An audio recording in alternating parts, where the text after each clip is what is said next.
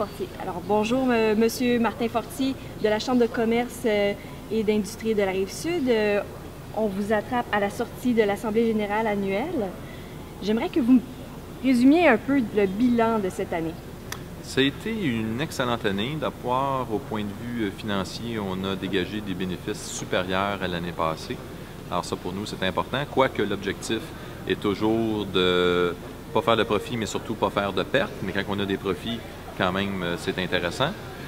Par ailleurs, vous savez qu'on a été très dynamique sur le territoire. On a eu plusieurs activités.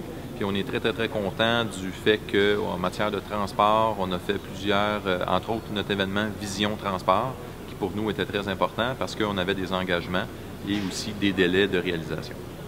Parfait. Alors si ça fait partie d'un de vos bons coups, est-ce que vous avez quelques autres bons coups à nous partager? Écoutez, des bons coups, il y en a plusieurs. Je vous dirais, regardez, la coalition pour le pont, pont Champlain-Caen. Alors, vous savez, on a eu un engagement de notre nouveau ministre du Transport qui nous a dit que oui, on allait réaliser. On a fait des suivis par rapport à ça. Ça a super bien été. On a travaillé fort aussi suite au dernier forum économique.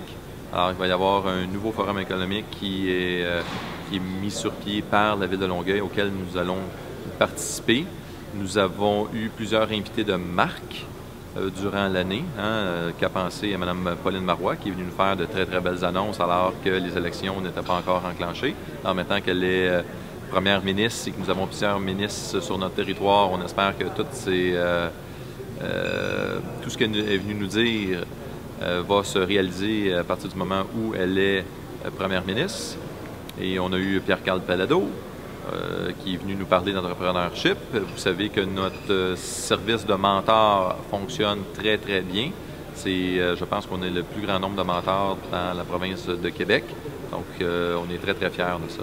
Ensuite, au niveau des défis, qu'est-ce qui vous attend pour l'année prochaine? J'ai entendu parler peut-être d'attirer le bureau de chantier pour le nouveau pont Champlain du côté de la Rive-Sud? Ça, oui, c'est vrai. D'abord, on pense que ce serait beaucoup plus pratique pour tout le monde. Sur l'île de Montréal, ça peut être difficile de trouver un endroit stratégique à ce niveau-là. Alors que nous, certainement, dans le coin de Brossard, il y aurait des endroits où ça pourrait être facile d'accès. Et si vous avez le bureau de projet sur la Rive-Sud, bien, vous courez le risque d'attirer des entrepreneurs de la Rive-Sud qui pourront partager la part de la tarte là, du pont pour rendre des services.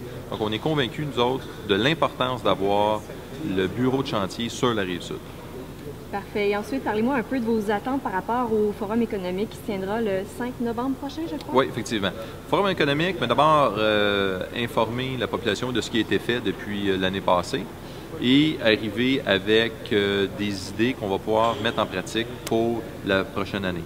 Je vous dirais, par exemple, le pôle logistique de transport, qui n'est peut-être pas sur le territoire de l'agglomération de Longueuil, mais le pôle logistique de transport, c'est très important. Ça peut paraître abstrait pour la population, mais le pôle logistique de transport, si on réussit à l'avoir sur le territoire de la Chambre de commerce, qui peut déborder quelque peu de l'agglomération de Longueuil, mais dont l'agglomération de Longueuil pourra bénéficier de toutes les retombées économiques de ce pôle logistique de transport-là, ça serait très important. Parce que vous savez, à Contrecœur, on a l'extension du port de Montréal qui est, on a notre aéroport à Saint-Hubert, on a un système autoroutier, on a des employés disponibles, on a des terrains disponibles, entre autres à Varennes, pour le pôle logistique de transport. Alors, je ne vois pas pourquoi le pôle logistique de transport s'en irait du côté de Vaudreuil. On a tout ce qu'il faut pour recevoir le pôle logistique de transport et j'espère qu'avec nos ministres en place sur le territoire de la Rive-Sud, on va être capable d'utiliser leurs services pour faire arriver ce projet-là. Parfait. Bien, Monsieur Fortier, merci d'avoir partagé un peu vos opinions pour mediasud.ca. Alors, on vous revoit la prochaine fois au Forum économique. Merci. Ça m'a fait plaisir.